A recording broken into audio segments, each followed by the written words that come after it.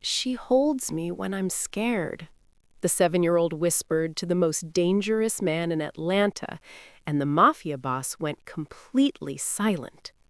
Jun-Ho Lee stood in the marble foyer of his hilltop mansion, blood still drying on his cufflinks. The meeting with the rival who betrayed the Lee family had ended the only way it could, violently. But it wasn't the bloodshed that followed him home. It was something else.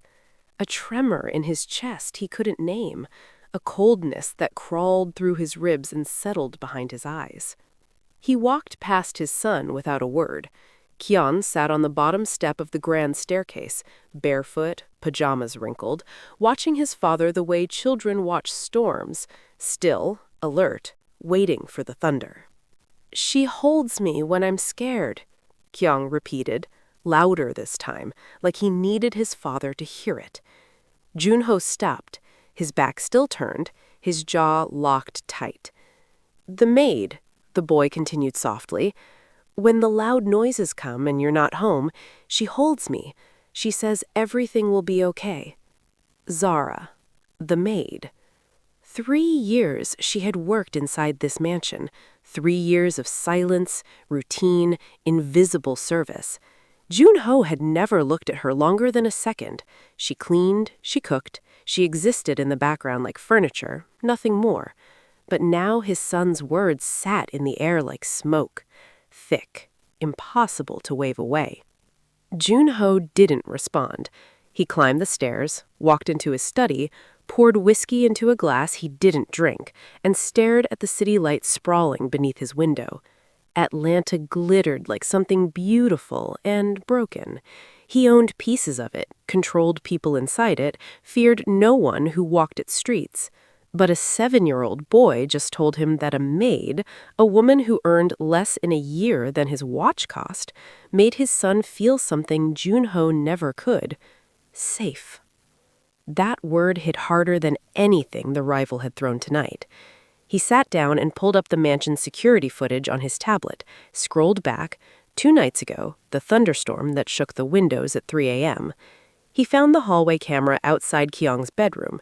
There she was, Zara, sitting on the edge of the boy's bed, Kyung curled into her side, face buried against her arm, her hand resting on his head, calm, steady, present. Jun-Ho watched the footage for a long time. Then he noticed something that made his fingers go cold. Right before she stood to leave, Zara looked up, directly into the lens, not by accident, not a passing glance. She stared into the lens like she knew with absolute certainty that someone would eventually watch this moment, and she wanted them to see her face when they did. If that look didn't send a chill down your spine, you're braver than most. Subscribe to Tales by Wave, because what this woman is hiding will change everything you think you know. The next morning, Jun-Ho did something he had never done before. He watched the maid. Not through cameras this time, in person. From the corner of his eye while pretending to read a newspaper he hadn't opened in months. From the hallway outside the kitchen while she prepared Kyung's breakfast. From the top of the staircase as she moved through the ground floor like water flowing through a river it already knew. That was the first thing he noticed. Zara didn't walk through the mansion the way staff usually did, cautious, small, trying not to take up space. She moved like she had memorized every corner, every blind spot, every room where voices carried, and rooms where they didn't. 3 years working here, and the woman navigated the house better than some of his own men. The second thing he noticed was worse. She never dropped her eyes. His lieutenants lowered their gaze when Jun-Ho entered a room. Armed men who had done terrible things for his family looked at their shoes when he spoke. Fear was the tax everyone paid in his presence. But not Zara. When he walked into a room, she looked up, met his gaze, held it for exactly 1 second, not long enough to challenge, not short enough to submit. Then she returned to whatever task occupied her hands, as if a man responsible for controlling half of Atlanta's underworld was no more interesting than a change in the weather. Jun-Ho decided to test her. He walked into the kitchen unannounced that afternoon, stood 3 feet behind her while she sliced fruit, close enough that she could feel him there. He spoke low, the tone he used in negotiations, the one that made grown men agree to things they swore they never would. "You've been here a long time, Zara." She didn't flinch, didn't turn around too fast, didn't freeze. She simply finished slicing a piece of mango, set the knife down gently, and placed a glass of cold water in front of him. "3 years, sir," she said. Her voice was steady, almost warm. "Kyung asked if you'd read to him tonight. He's been requesting the same book for a week." Junho searched her face for a crack, a flicker of nerves, a bead of sweat, anything. Nothing. Just call, grounded stillness. In his world, that meant one of two things. She was either the most foolish woman he had ever met, or the most dangerous. She didn't look foolish. That evening, Junho overheard something from the hallway outside Kyung's room. The boy's voice, small and tight, describing a nightmare. Men shouting, glass breaking, a door slamming so hard the walls shook. Then Zara's voice, low and certain. "Fear doesn't mean you're weak. It means you're paying attention. Brave people feel everything. They just don't let it stop them from standing up." Junho pressed his back against the wall and closed his eyes. Those words, simple words, but they carried something his entire empire couldn't produce. Peace. Who talks like that? Not a maid, not someone who just cleans floors and folds laundry. Those were the words of someone who had survived something, someone who had earned the right to speak about fear because she had walked through it and come out breathing on the other side. The suspicion in his chest grew teeth. Later that night, his right-hand man, Dae-jung, pulled him into the private study. Dae-jung had been with the family for 15 years. Loyal, efficient, the kind of man who handled problems before they became headlines. His face was tight. "Boss, we have a situation. The new shipment routes leaked. Not to rivals, to someone gathering information. Someone inside this house is talking." Junho's stomach turned to ice. His eyes drifted slowly toward the hallway, the one where Zara had disappeared 30 seconds ago. The woman who never flinched. The woman who moved through his mansion like she owned it. The woman his son trusted more than his own father. Someone in that mansion is a traitor.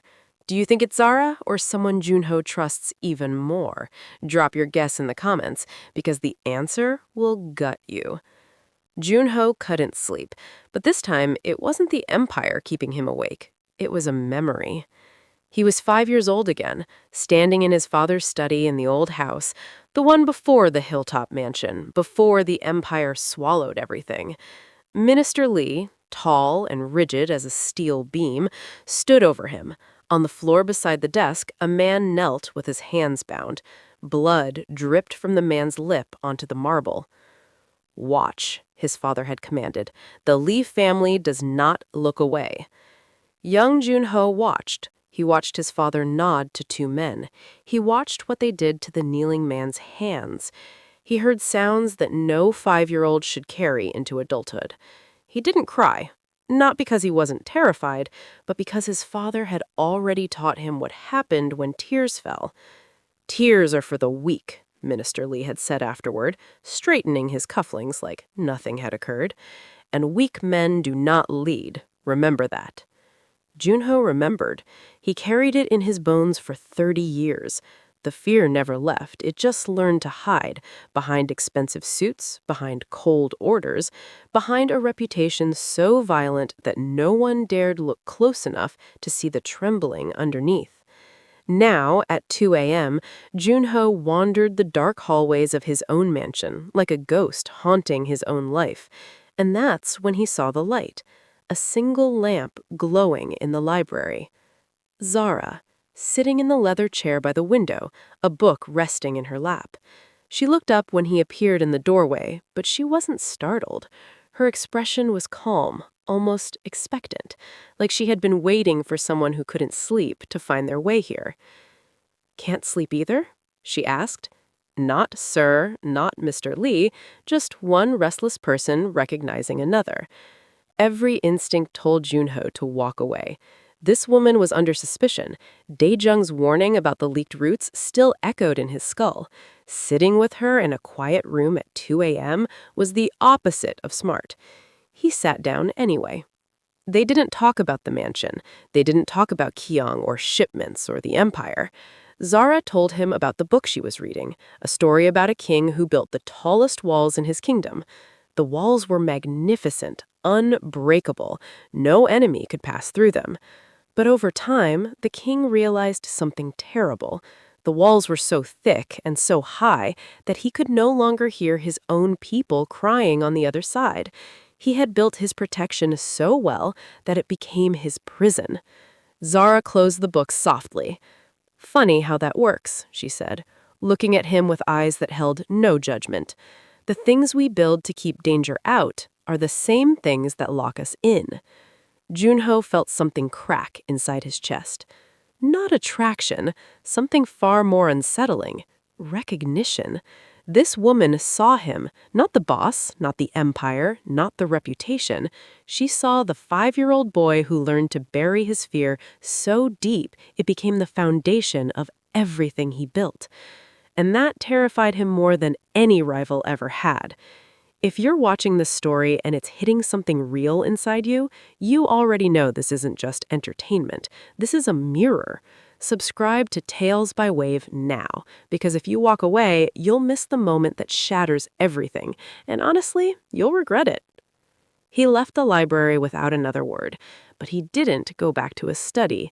He stood in the hallway, breathing, trying to rebuild the walls Zara had just cracked open with a story about a king. The next morning, everything changed. A black sedan pulled through the mansion gates at 9 a.m. sharp. No appointment, no advance notice. The guards at the gate straightened like soldiers at inspection. The staff moved faster. The air inside the house shifted. Tighter, heavier, colder. Minister Lee stepped out of the car. Junho's father hadn't visited in 7 months. His presence was never casual. Every arrival carried a purpose, and that purpose was never kind. Junho met him in the foyer. They exchanged the kind of greeting that looked polite on the surface, but carried the weight of decades underneath. Firm handshake, brief eye contact, no warmth. Zara entered the room carrying a tray of tea. She set it on the side table with practiced precision, her posture composed, her movements smooth. Then she looked up and saw Minister Lee. And for the first time since Junho had been watching her, the woman flinched. It was small, almost invisible, a micro-tremor in her right hand that sent the teacup rattling against the saucer for half a second. Her eyes widened, then shut down, like a door slamming behind them. She set the tray down, turned, and left the room without a word. Junho caught it. Every fraction of it. This woman had stood 3 feet from the most feared man in Atlanta without blinking. His voice, his presence, his power, none of it moved her. But his father walked in the room and her hand shook. She never flinched around a mafia boss, but his father made her tremble. If you're not subscribed, you're about to miss the reason why. And trust me, it will break you. Subscribe to Tales by Wave. Don't be the one who walked away too early. Minister Lee sat in Junho's study like he still owned it. Legs crossed, posture straight, a cup of tea resting in his hand that he hadn't touched, because the tea was never the point. Control was the point. It was always the point. He spoke in that measured voice Junho learned to fear before he learned to walk. Every word landed with precision. Every sentence carried a hidden blade wrapped in silk. He never raised his voice. He never needed to. Minister Lee had perfected the art of making commands sound like suggestions and threats sound like fatherly concern.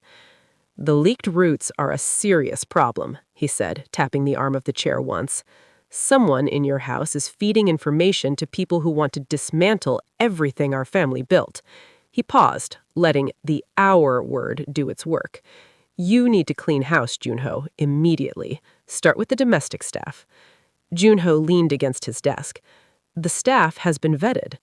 "Vetted by who?" Minister Lee tilted his head. "By Daejung? By you?"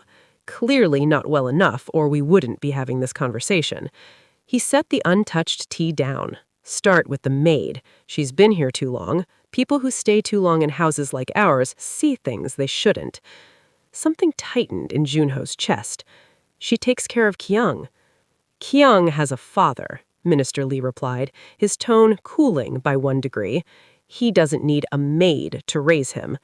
For a fraction of a second, something flickered across his father's face. Junho caught it, a micro-expression that appeared and vanished like lightning behind clouds. Was it annoyance? Impatience?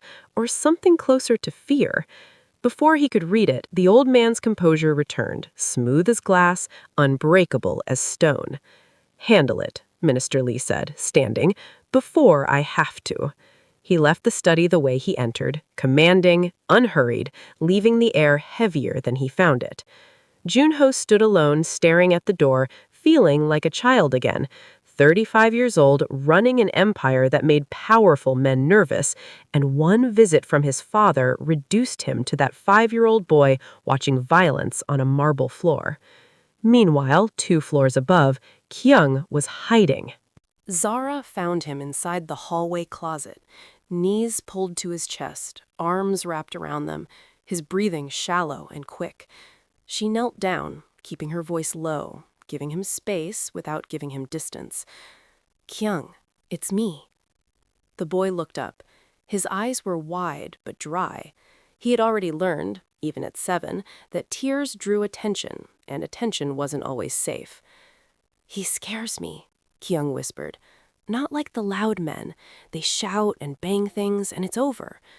Grandfather scares me quiet, like something bad is going to happen, but nobody will talk about it." Zara's jaw tightened. She pulled him gently from the closet and sat with him on the hallway floor. She didn't tell him he was wrong. She didn't dismiss what he felt or dress it up in comfortable lies. She held him and said nothing, because sometimes the bravest thing an adult can do for a child is confirm that what they feel is real. A 7-year-old just described a different kind of fear, the silent kind, the kind that lives in houses where everyone pretends everything is fine. If you know that feeling, you know why this story matters. Subscribe to Tales by Wave, because walking away from this story now means walking away from the truth, and you didn't come this far to quit. That evening, something happened that Junho did not expect. A knock on his study door. Soft, deliberate. He opened it to find Zara standing in the hallway. But this wasn't the Zara who served tea and moved through rooms like a shadow. Her posture was different, shoulders back, chin raised. Her eyes carried something Junho had never seen directed at him. Urgency. "I need to speak with you," she said. "Not about Kyung." Junho stepped aside. She entered and stood near the window, keeping the desk between them like a barrier she intended to maintain. "Your father," she said quietly, "he is not who you think he is." Junho's expression hardened. "Be careful with your next words." "I'm being careful by saying them at all."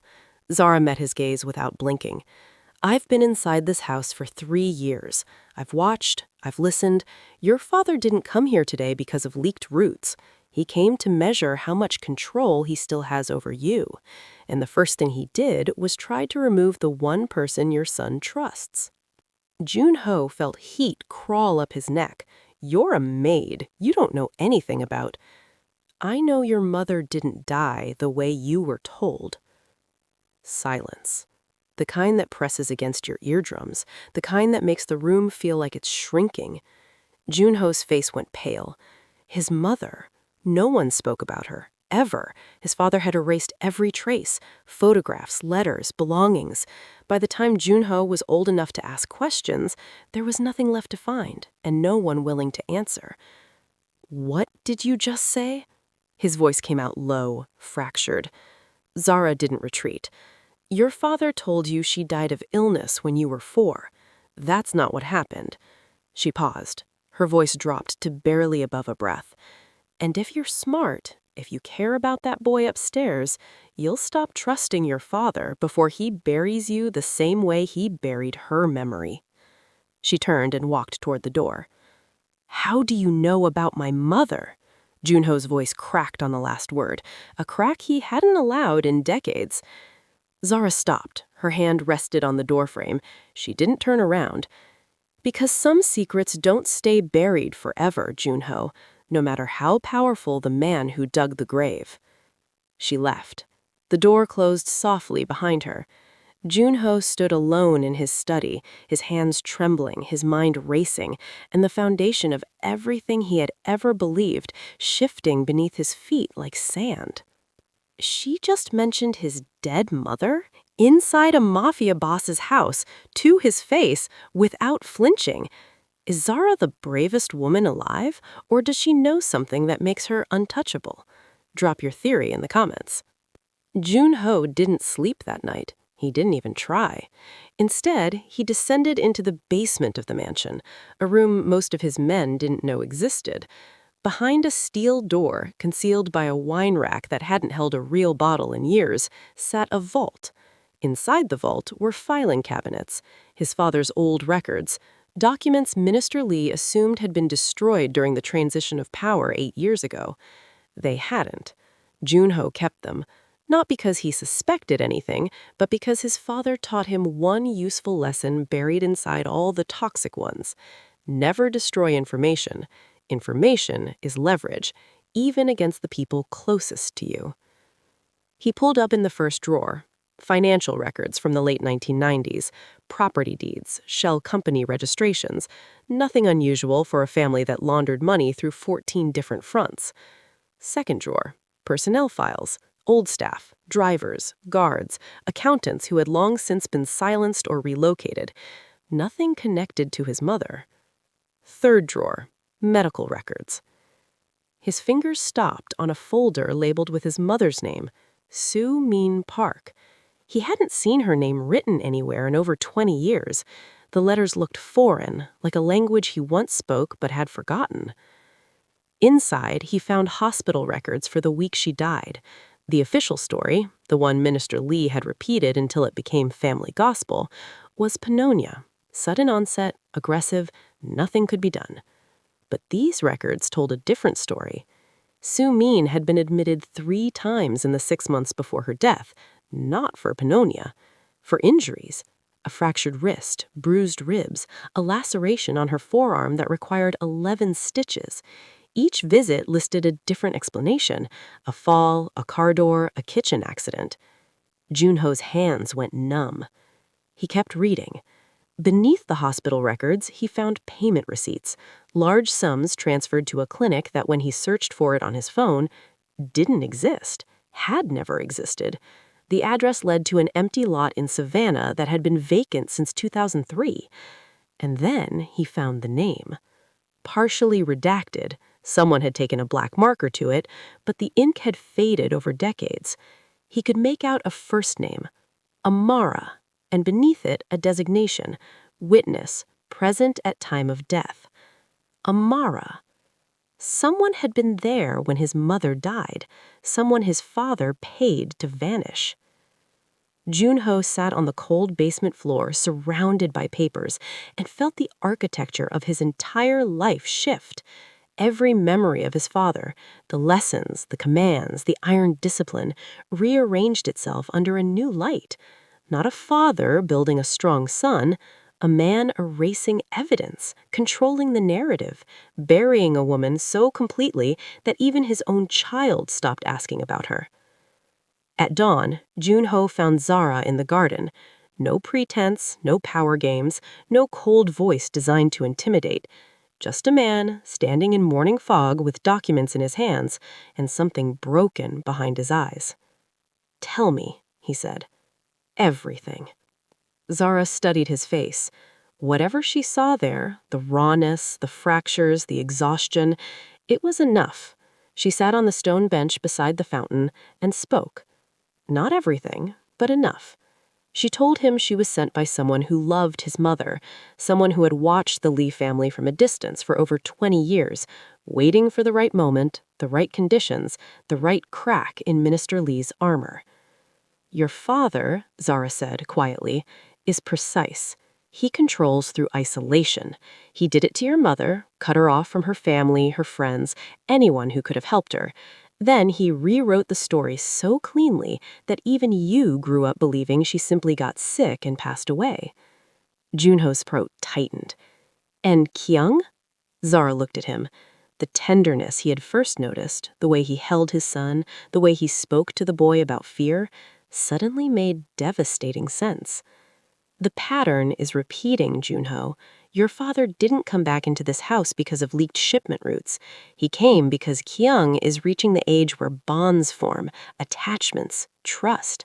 Your father sees that your son trusts me, and anyone your son trusts becomes a threat to the old man's control. She paused, let it land. I wasn't sent here to clean your floors. I was sent to protect Kyung, because your father's method has always been the same. Remove anyone the child loves, isolate the boy, shape him into something obedient. He did it to you. He's positioning himself to do it again. The words fell like stones into deep water, each one sinking further, displacing things Junho had kept buried for 30 years. I'm not your enemy, Zara said quietly. I'm the only reason your son still knows what safety feels like. Junho stared at the fountain, water cascading over stone, constant, uninterrupted, the way his father's control had been, flowing through every part of his life so smoothly that he mistook it for normal. Who sent you? The question came out hoarse, like it had been trapped inside him for years and was only now finding air.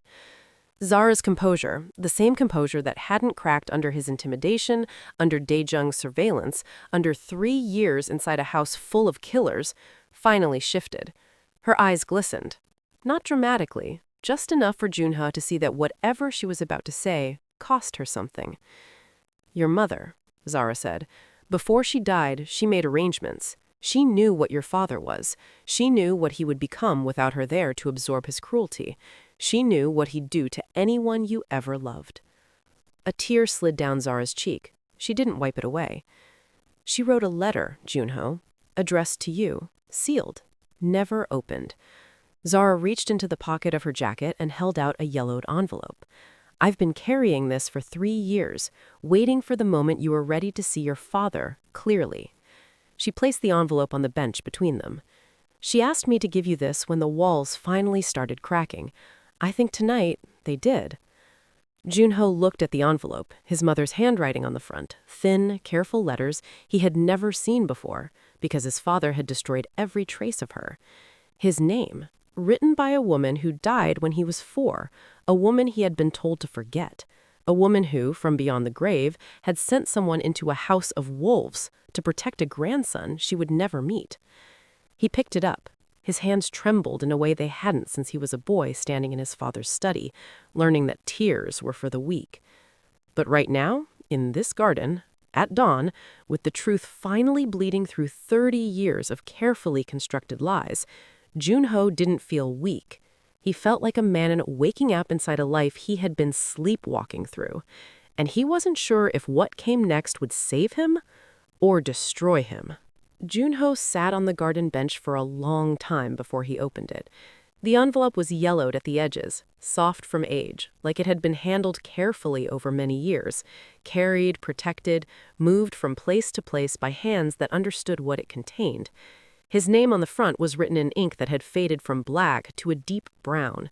The handwriting was small and precise, the kind of penmanship that belonged to a woman who chose her words the way some people choose their battles, deliberately. Zara had gone inside. She didn't hover, didn't watch. She gave him the letter and walked away, as if she understood that some moments belong only to the person living them. Junho turned the envelope over.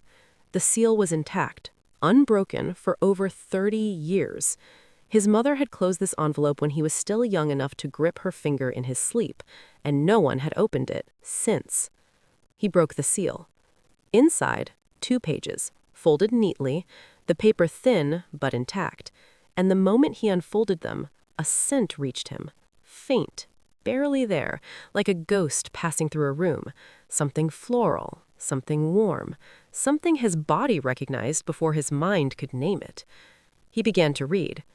The letter didn't talk about the Mafia. It didn't mention Minister Lee by name. It didn't describe violence or empire or power. It talked about him. Su Min wrote about the night Junho was born, a rainstorm that knocked the power out at the hospital, nurses running with flashlights, and a baby who came into the world screaming so loud the doctor laughed and said, "This one will make himself heard." She wrote about how he used to grip her finger when he slept, so tight she couldn't pry it loose without waking him, so she stopped trying. She would lie beside him for hours, one finger trapped in his tiny fist, watching his chest rise and fall, counting each breath like a prayer she was afraid to say out loud. She wrote about the name she chose for him, Junho, handsome and brave. She said she prayed every single night that he would grow into both, but especially brave. Not the kind of brave your father admires, not the bravery of fists and silence, the kind of brave that lets you feel things fully and still stand up the next morning. The middle of the letter was harder. She wrote about fear without naming its source, about learning to smile when smiling felt surrender, about understanding too late that the walls around her were not built for protection, they were built to keep her from reaching anyone who could help. And then the final lines. "If you are reading this, then I failed to stay. I am sorry for that, my son. I tried, but some storms are too strong for one person to survive alone. Please know that someone is with you now because I asked them to be. I could not protect you myself, so I found someone who could. Trust her, not because she is perfect, but because she chose to walk into a house of wolves for you. That kind of courage is rare. Do not waste it." A pause in the writing, a slight change in ink as if she had stopped and come back hours later. "One more thing. Do not become your father. You are more than his empire. You are more than his name. You were mine first, and I loved you in a way that had nothing to do with power.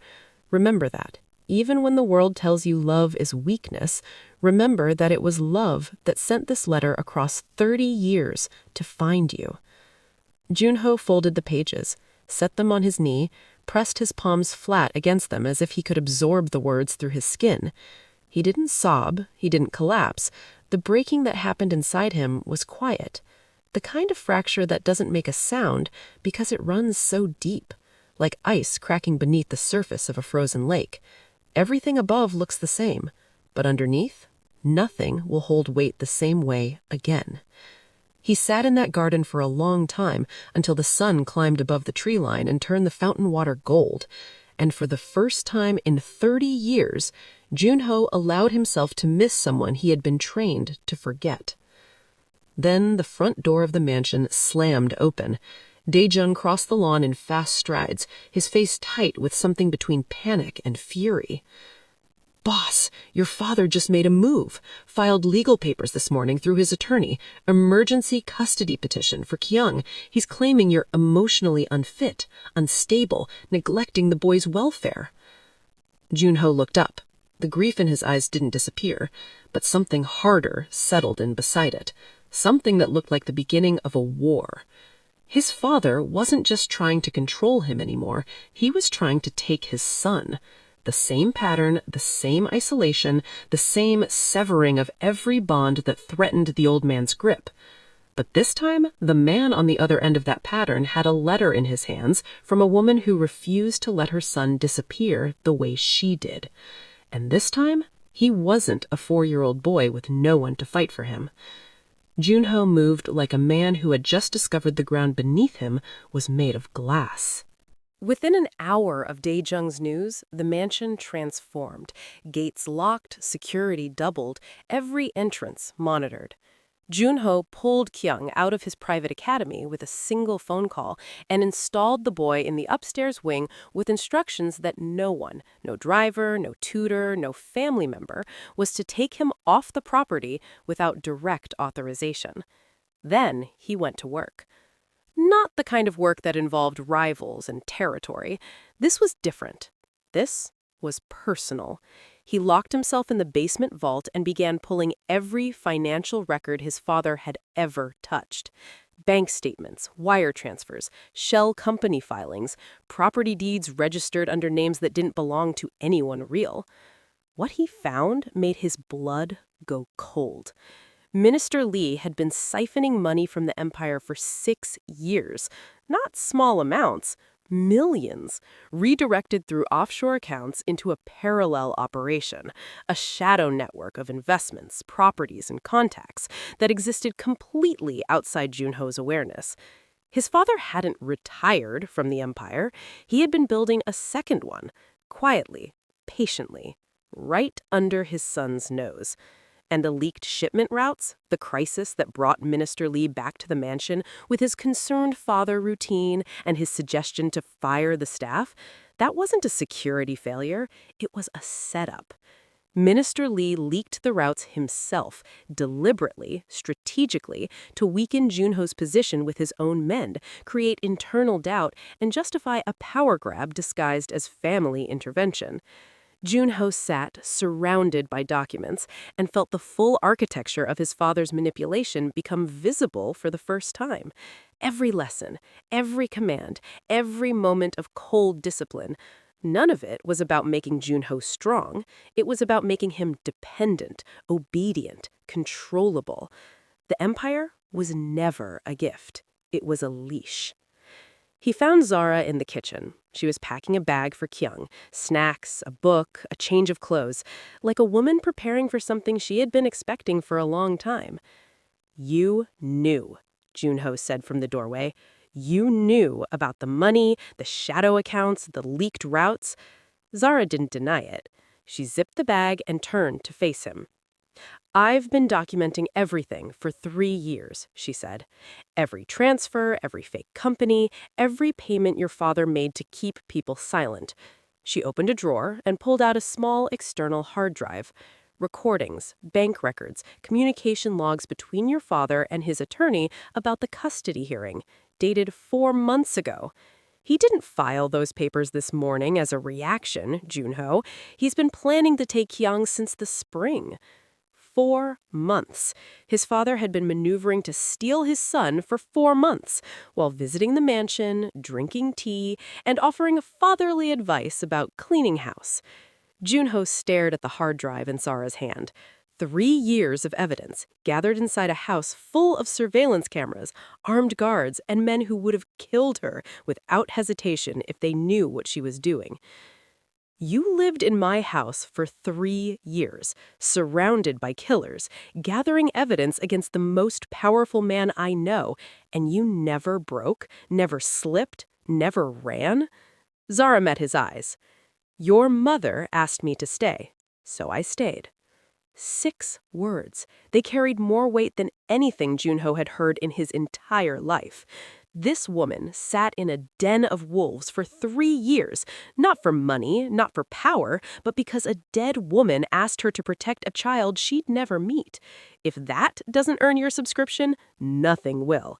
Subscribe to Tales by Wave right now, because you're standing in the middle of the most dangerous phase of the story, and leaving now would be the one decision you can't take back. But the war wasn't over. It was just beginning. That evening, Dae-jung requested a private meeting. Junho agreed, but this time he watched his right-hand man differently. 15 years of loyalty, 15 years of trust. Dae-jung had been the one constant through every crisis, every negotiation, every act of violence the empire required. Dae-jung sat across from him and delivered the update with his usual calm efficiency. "Your father's attorney contacted our legal team. The custody hearing is scheduled for next week. He's claiming emotional neglect, instability, and exposure to criminal activity." Junho nodded slowly. Then he asked a question he had never asked before. "Dae-jung, when my father visited last week, before he came to the mansion, did he contact you first?" Silence. The kind of silence that answers a question louder than any words could. Dae-jung's jaw tightened. His eyes shifted left, just for a half second, just long enough. "I report to you, boss. Always have." But the pause before the answer told Junho everything. His most trusted lieutenant, the man who had stood beside him for 15 years, the man who handled problems before they became headlines. Dae-jung had been reporting to Minister Lee. The betrayal didn't arrive like a punch. It arrived like poison, slow, quiet, spreading through every memory Junho had of the man sitting across from him. Every private conversation, every strategic decision, every piece of information Dae-jung had access to, his father had it too. Junho said nothing, showed nothing. 30 years of training under Minister Lee had taught him at least one useful skill: how to keep his face perfectly still while the world collapsed behind it. Junho said, "Thank you, Dae-jung," calmly. "That will be all." Dae-jung left. The door closed. Junho sat alone in the study, holding Zara's hard drive in one hand and his mother's letter in the other. One represented the truth about his past, the other represented the weapon to fight for his future. He had 48 hours before his father's custody motion moved forward. 48 hours before the old man's legal machinery tried to rip Kyung out of his only home the boy had ever known. That night, Zara knocked on his door one final time. "There's a third option," she said. "Your father expects you to either surrender or fight him inside his own system. Both options lead to the same place: his control." She paused. "But there's a path he didn't plan for, one he can't predict, because it requires something he's never seen you do." Junho looked at her. "What?" "Let go." Two words that landed heavier than anything his father had ever threatened. Let go of the empire, voluntarily, not because you're weak, but because the empire was never yours. It was a chain around your neck. Every territory, every dollar, every deal, all of it was designed to keep you dependent, obedient, and afraid to walk away. Zara's voice didn't waver. "Your father built a cage and told you it was a castle. The only move he can't counter is the one where you step outside it." Junho stared at her, the most dangerous woman he had ever met. Not because she carried weapons or commanded soldiers, because she carried the truth and had the patience to wait 3 years for the right moment to use it. 48 hours. His empire or his son. And the woman his dead mother sent just offered him a door he didn't know existed. If you're not subscribed to Tales by Wave, you're about to lose the most important point of this entire story. And when it's gone, you'll wish you stayed. Subscribe now, because the next changes everything, and the people who aren't here for it will never forgive themselves. Junho spent the next 6 hours sitting with a truth he had spent his entire adult life avoiding. The empire wasn't his. It never was. Every territory he controlled, every dollar that flowed through his accounts, every man who called him boss, all of it was architecture designed by Minister Lee. Not to empower his son, to bind him. The old man had built a machine so intricate and so consuming that stepping away from it felt like stepping off the edge of the earth. And that was exactly the point. Zara sat across from him at the dining table, the hard drive open on a laptop between them. She walked him through the evidence the way a surgeon walks through an operation, precise, methodical, no wasted movement. 3 years of documentation. Financial transfers traced from Minister Lee's shadow accounts to offshore holdings in 4 countries. Recorded phone conversations between his father and attorneys discussing the custody petition. Conversations dated months before the leaked routes gave Minister Lee his excuse to visit the mansion. Communication logs proving Dae-jung had been sending weekly reports to the old man for at least 2 years. And buried at the bottom of the files, a document Junho almost missed. A coroner's supplementary report from the night his mother died, unsigned, unfiled, hidden inside a folder labeled Insurance, Personal.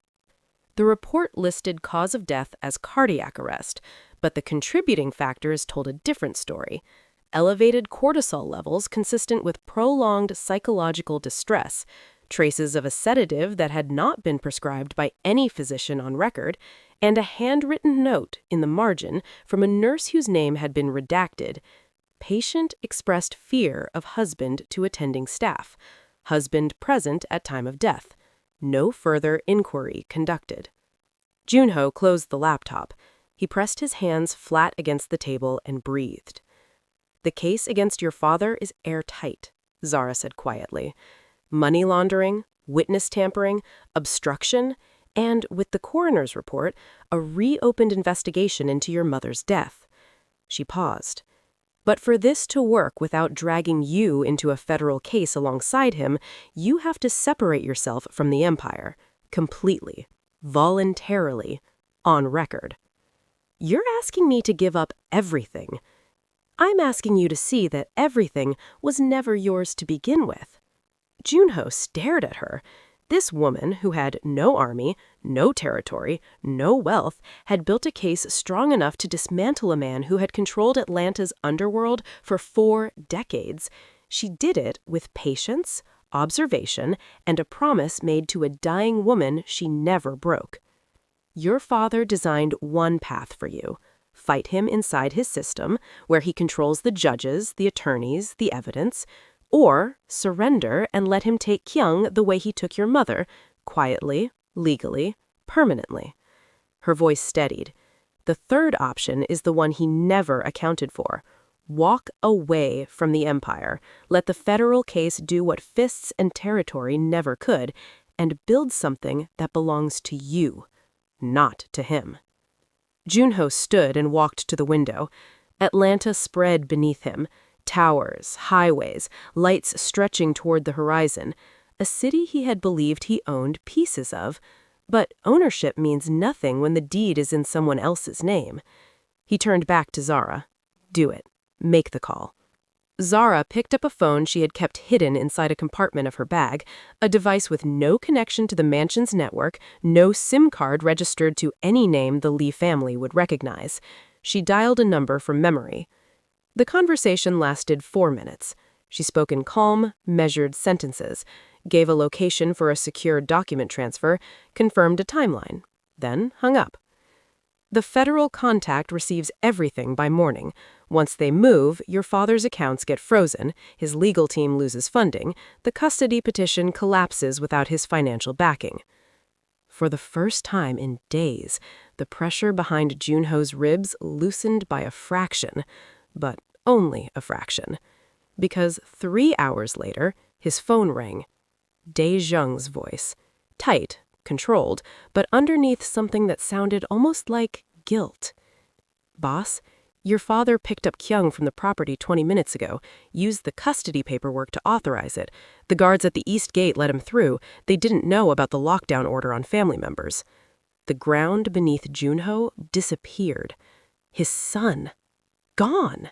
Taken by the same man who had taken his mother 30 years ago. The same pattern, the same cold precision, the same severing of every bond that threatened the old man's control. Junho felt something rise inside him that he hadn't felt since he was a boy standing in his father's study, watching violence he was too young to understand. The same helplessness, the same suffocating terror, the same feeling of being small inside a world built by someone who saw people as pieces on a board. He turned to Zara. His face was white, his voice barely held together. He took my son. Zara didn't panic, she didn't freeze. She reached into her jacket pocket and pulled out a small device, a GPS tracker no larger than a coin. The jacket I gave Kyung last winter, Zara said. I sewed a tracking pin into the lining. I've had a location signal on that boy every day for the past 8 months. Junho stared at her. 8 months. She had been preparing for this exact scenario 8 months. While he ran an empire and missed what was happening under his own roof, this woman had been 3 steps ahead of a man who had outmaneuvered everyone for 40 years. Your father designed one path for you, Zara continued. Fight him inside his system, where he controls the judges, the attorneys, the evidence, or surrender and let him take Kyung the way he took your mother. Quietly, legally, permanently. Her voice steadied. The third option is the one he never accounted for. Walk away from the empire, let the federal case do what fists and territory never could, and build something that belongs to you, not to him. Junho stood and walked to the window. Atlanta spread beneath him. Towers, highways, lights stretching toward the horizon. A a city he had believed he owned pieces of. But ownership means nothing when the deed is in someone else's name. He turned back to Zara. Do it. Make the call. Zara picked up a phone she had kept hidden inside a compartment of her bag, a device with no connection to the mansion's network, no SIM card registered to any name the Lee family would recognize. She dialed a number from memory. The conversation lasted 4 minutes. She spoke in calm, measured sentences, gave a location for a secure document transfer, confirmed a timeline, then hung up. The federal contact receives everything by morning. Once they move, your father's accounts get frozen, his legal team loses funding, the custody petition collapses without his financial backing. For the first time in days, the pressure behind Junho's ribs loosened by a fraction, but only a fraction. Because 3 hours later, his phone rang. Dae Jung's voice. Tight, controlled, but underneath something that sounded almost like guilt. Boss, your father picked up Kyung from the property 20 minutes ago, used the custody paperwork to authorize it. The guards at the east gate let him through. They didn't know about the lockdown order on family members. The ground beneath Junho disappeared. His son. Gone. Taken by the same man who had taken his mother 30 years ago.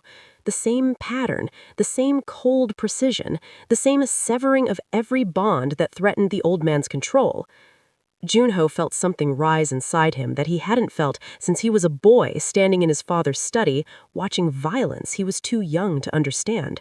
The same helplessness, the same suffocating terror, the same feeling of being small inside a world built by someone who saw people as pieces on a board.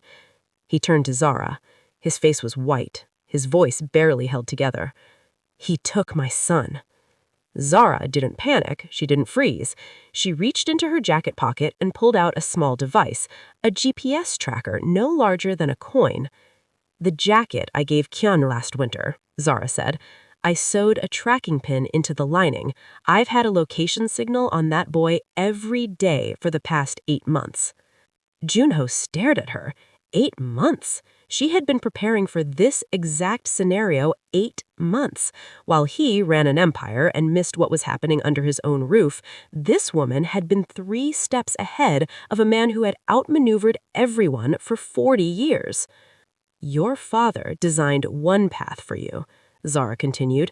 Fight him inside his system, where he controls the judges, the attorneys, the evidence, or surrender and let him take Kyung the way he took your mother. Quietly, legally, permanently.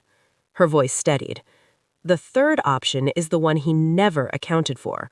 Walk away from the empire, let the federal case do what fists and territory never could, and build something that belongs to you, not to him. Junho stood and walked to the window. Atlanta spread beneath him. Towers, highways, lights stretching toward the horizon. A city he had believed he owned pieces of. But ownership means nothing when the deed is in someone else's name. He turned back to Zara. Do it. Make the call. Zara picked up a phone she had kept hidden inside a compartment of her bag, a device with no connection to the mansion's network, no SIM card registered to any name the Lee family would recognize. She dialed a number from memory. The conversation lasted 4 minutes. She spoke in calm, measured sentences, gave a location for a secure document transfer, confirmed a timeline, then hung up. The federal contact receives everything by morning, she said. Once they move, your father's accounts get frozen. His legal team loses funding. The custody petition collapses without his financial backing. For the first time in days, the pressure behind Junho's ribs loosened by a fraction. But only a fraction, because 3 hours later, his phone rang. Daejeon's voice, tight, controlled, but underneath something that sounded almost like guilt. Boss, your father picked up Kyung from the property 20 minutes ago, used the custody paperwork to authorize it. The guards at the east gate let him through. They didn't know about the lockdown order on family members. The ground beneath Junho disappeared. His son, gone, taken by the same man who had taken his mother 30 years ago. The same pattern, the same cold precision, the same severing of every bond that threatened the old man's control. Jonho felt something rise inside him that he hadn't felt since he was a boy standing in his father's study, watching violence he was too young to understand. The same helplessness, the same suffocating terror, the same feeling of being small inside a world built by someone who saw people as pieces on a board. He turned to Zara. His face was white, his voice barely held together. "He took my son!" Zara didn't panic. She didn't freeze. She reached into her jacket pocket and pulled out a small device, a GPS tracker, no larger than a coin. "The jacket I gave Kyung last winter," she said. "I sewed a tracking pin into the lining. I've had a location signal on that boy every day for the past 8 months." Jonha stared at her. 8 months. She had been preparing for this exact scenario for 8 months. While he ran an empire and missed what was happening under his own roof, this woman had been 3 steps ahead of a man who had outmaneuvered everyone for 40 years. "Your mother planned for this too," Zara said, pulling up coordinates on the device. "She knew your father's pattern better than anyone. Isolation first, control second. She made sure that if it ever came to your grandson, there would be someone close enough to act." She held up the screen, a blinking dot on a map, moving south on the interstate toward Minister Lee's private estate outside the city. "I have always been ahead of your father, Jonho. Always." Her eyes locked onto his. "Now move." They drove in silence. No convoy, no armed escort, just Jonho behind the wheel and Zara in the passenger seat, the GPS tracker glowing between them like a heartbeat on a screen. The interstate stretched south through the Georgia night, past the city lights, past the suburbs, into the kind of darkness that only exists between places where people have stopped building. Jonho gripped the steering wheel until his knuckles turned white, but his breathing was steady. Something had shifted inside him during the drive. The panic had burned down to something quieter, harder, more focused. He wasn't going to his father's estate as a mafia boss. He wasn't bringing soldiers or weapons or threats. He was going as something Minister Lee had never prepared for, a man carrying the truth. The estate appeared behind iron gates at the end of a private road, lined with magnolia trees. Old money architecture, columns, perfectly maintained grounds, the kind of property that whispered respectability while hiding decades of cruelty behind its walls. The gates were open. Minister Lee was expecting him. Jonho parked and stepped out. The night air was thick and warm. Somewhere inside that house, his son was waiting. He could feel it, the way parents feel things they cannot explain. A pull beneath the ribs, a gravity that has nothing to do with logic. Zara stayed by the car. She didn't need to be inside for this. Her war had been fought in silence over 3 years, in filing cabinets and hidden recordings, and a jacket with a GPS pin sewn into its lining. This final confrontation belonged to Jonho. The federal team receives the evidence at 6 a.m. You have until then. Jonho walked through the front door without knocking. He found his father in the study, the old man's study, the room where everything began, where a 5-year-old boy watched violence on a marble floor and learned that tears were punishable. The smell smelled the same. Leather and wood polish, and something bitter underneath, like a memory that had soaked into the walls. Minister Lee sat down behind the desk, composed, legs crossed, a glass of bourbon resting on the armrest, untouched, because the drink was never the point. Kyung was not in the room, but Jonho could hear a TV playing somewhere deeper in the house, a cartoon. His son was here. "Sit down," Minister Lee said. Not a request. Jonho remained standing. "You're making a mistake, son." The old man's voice carried the same measured calm it always had, the same tone that made commands sound like wisdom and threats sound like guidance. Without me, you have no infrastructure, no protection, no future. Everything you are, everything you have, exists because I built it. You didn't build me, Junho said. You contained me. Minister Lee's left eyebrow lifted by a millimeter, the closest thing to surprise his face had shown in decades. Junho continued. His voice was low, but certain. Not the cold authority he used with rivals. Something different. Something that came from the part of him that had read his mother's letter in a garden at dawn and finally understood what had been stolen from him. Minister Lee set down his glass. The composure held, but something behind it flickered. A tightening around the eyes, a tension in the jaw that wasn't there 30 seconds ago. You're going to throw away everything for a maid and a child who hides in closets. A voice came from the doorway. Small, clear, steady. I'm not scared of you, grandfather. Kyung stood at the entrance of the study, barefoot, still in the clothes he'd been in when Minister Lee's driver collected him from the estate gate. His eyes were wide, but not with fear, with something Junho recognized because he'd seen it once before, in the garden, on Zara's face. The look of someone who has decided that the truth matters more than the consequences. Zara stood behind him. She had come inside, after all, not to fight, not to confront, but to stand beside a child who needed to know that someone was behind him. Zara taught me something, Kyung said, looking directly at his grandfather. She said being scared means you're paying attention, and I've been paying attention. The room went still. Minister Lee looked at his grandson, then at Zara, then at his son. 3 people standing in his study, the room where his power had lived unchallenged for 40 years, and not one of them was afraid.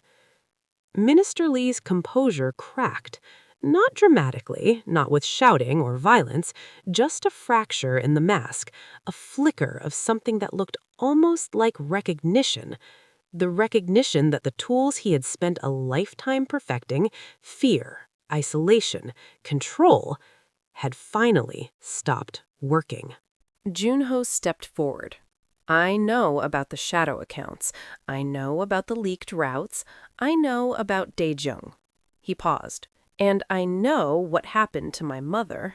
Minister Lee's hand trembled against the armrest, the first physical sign of weakness Junho had ever witnessed from the man who taught him that weakness was death. Federal investigators receive everything at 6 a.m., Junho said. Your accounts, your recordings, the coroner's report you buried 30 years ago. By tomorrow afternoon, the empire you built, the real one, the one you hid behind mine, will be gone. He knelt in front of Kyung, eye level, father to son, a position Minister Lee would have called beneath a man of power. But Junho understood now that the most powerful thing he could do was make himself small enough for his son to reach. Let's go home, he said softly. Kyung took his hand. They walked out of the study, past the marble floors, through the front door, into the warm Georgia night where Zara waited by the car, her face calm, her posture straight, her mission, 3 years in the making, finally reaching its end. Behind them, through the study window, Minister Lee sat alone, the bourbon untouched, the house silent, and for the first time in his life, the most powerful man in the Lee family had no one left to control. At 5:47 a.m., as the first light broke over the Atlanta skyline, federal vehicles pulled onto the private road lined with magnolia trees. By noon, Minister Lee's accounts were frozen. His legal team withdrew from the custody case within the hour. The empire behind the empire, the one built on silence, manipulation, and a dead woman's buried truth, collapsed without a single shot fired. But as the agents led Minister Lee to the car, the old man turned his head, looked directly at Junho standing at the end of the driveway, and said one thing. Ask your maid who her mother was. Then ask yourself if you really know whose side she's on.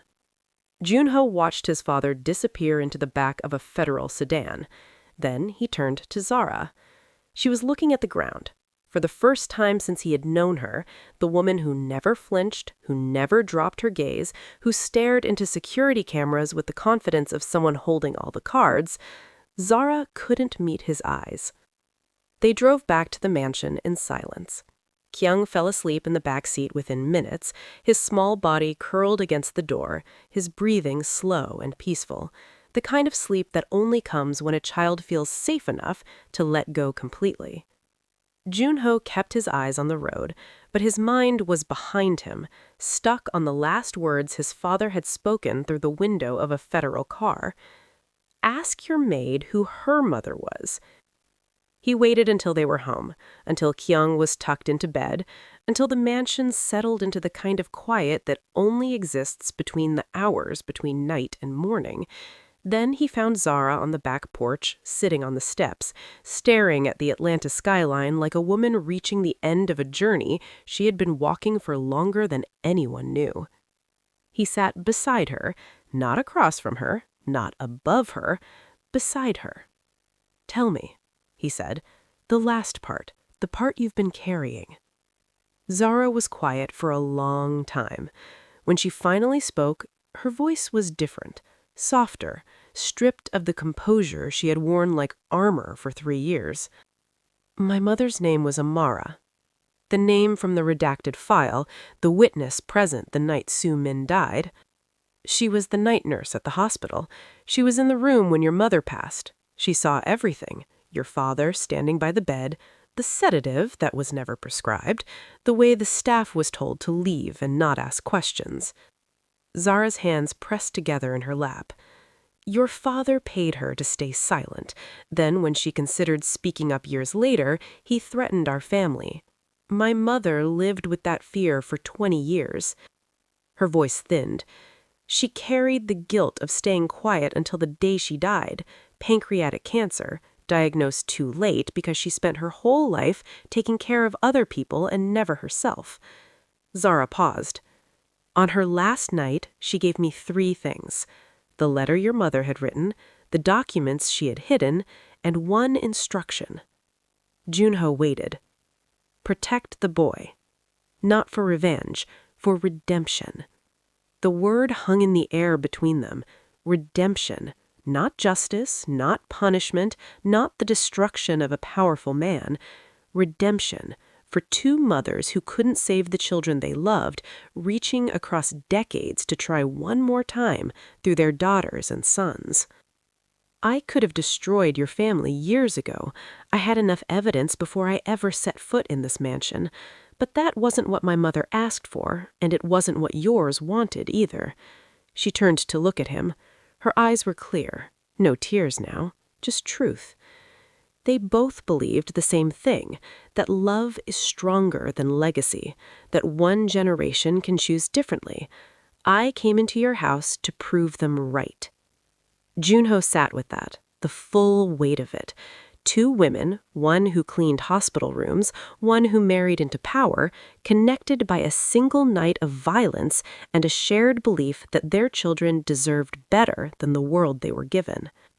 His mother sent protection from beyond the grave. Zara's mother sent her daughter into a house of killers, carrying nothing but documents and a promise. Neither woman lived to see this moment, but both of them built it. Morning light spread across the garden. The fountain caught the sun and scattered it into tiny pieces of gold across the stone path. Below the porch, Kyung burst through the back door and ran across the grass, laughing at something only a 7-year-old would find hilarious at 7 a.m. Zara watched him from the steps. She wasn't holding him now. She didn't need to. The boy wasn't scared anymore. He ran like a child who trusted that the ground beneath him was solid, like a boy who knew, without needing to be told, that someone would always be close enough to catch him if he fell. Junho walked down the porch steps and crossed the garden. For the first time in his life, he sat on the grass. Not in a leather chair behind a desk, not at the head of a table surrounded by men who feared him. On the grass, beside a bench where Zara now rested, watching his son play. "Thank you," he said. 2 words, the first time he had spoken them to anyone, and meant them with his full chest. Zara smiled, not the composed, unreadable expression she had worn inside the mansion for 3 years, a real smile, the kind that reaches the eyes and stays there. "Your mother would be proud of who you're choosing to become." Kyung ran back toward them, breathless and grinning. He grabbed Junho's hand with one fist and Zara's with the other, pulling them both toward the fountain like the world was simple and beautiful and worth running toward. And for the first time in 35 years, Junho let himself be pulled. She held him when he was scared. That was the sentence that started everything. A 7-year-old boy telling his father about a maid, but it was never about a maid. It was about a woman who walked into a house of wolves carrying nothing but a dead mother's promise and refused to leave until the boy inside that house knew what safe felt like. Not bullets, not betrayal, not empires or territory or bloodshed. A woman who held a child in the dark. That's what brought a mafia empire to its knees. If this story touched something inside you, something real, something you don't let most people see, then you already know this channel is different. Tales by Wave doesn't just tell stories, we carry them into the parts of you that need to hear them most. Subscribe right now. Not because I'm asking, but because you just spent this entire story feeling something that matters. And if you walk away without subscribing, the next story that could change your perspective will come and go without you. Don't let that happen. Hit subscribe, stay in this community. Because the people who are here, they get it. And so do you. And if you're still not subscribing, drop a comment and tell me why. Seriously, I want to know what's holding you back, because this family we're building, it's missing your voice. One final thing.